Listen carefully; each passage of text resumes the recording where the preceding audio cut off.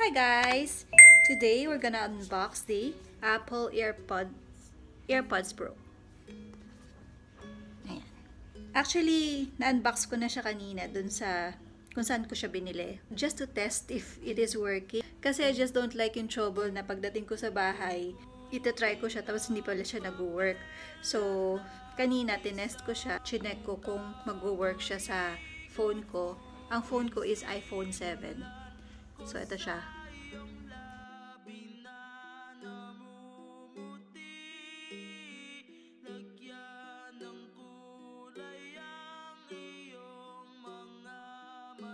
AirPods Pro. Wireless charging case. Let's see what is inside. Designed by Apple in California.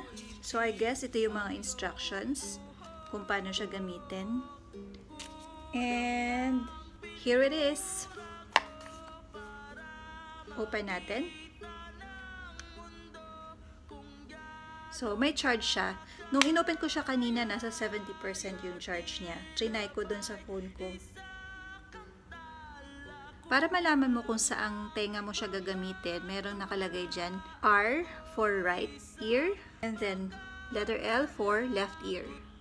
Dito siya banda nakalagay, yung letter L for left ear. If it is orange, hindi siya fully charged. Fully charged siya kapag green. And then, it has a charger. Ito yung charger niya. And at the other end is the Type-C charger already. Hindi na siya USB charger. Dito nyo siya i-charge. And pwede din pala siya ng wireless charging, guys. Pwede siya. Kaya lang wala akong wireless charger. Ano pang nandun sa loob? Tingnan natin. Oh! Meron siyang extra. 4 yung extra niya actually. So, in case na mawala or masira, may extra ka. So, 2 pairs. May maliit, mayroong malaki. Magkaibang sizes siya. Let's try it. So, once you put it in your ears, yeah, may maririnig ka sound na toing, ganon.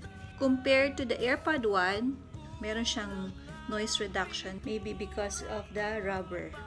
That's it. I love it. So, let's compare it now to the old AirPod. Bumili lang ako ng bago kasi nawala yung dati ko. Isa na lang siya. Wala yung kapares niya. Ito yung old one. Ayan siya. This is the old and this is the new one. I wanna unbox the case also. This case is made of silicone.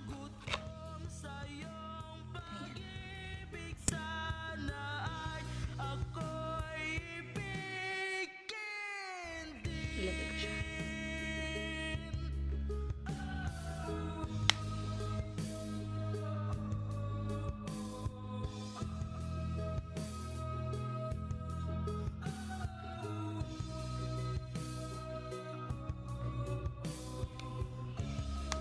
And meron din siyang chain, no? See?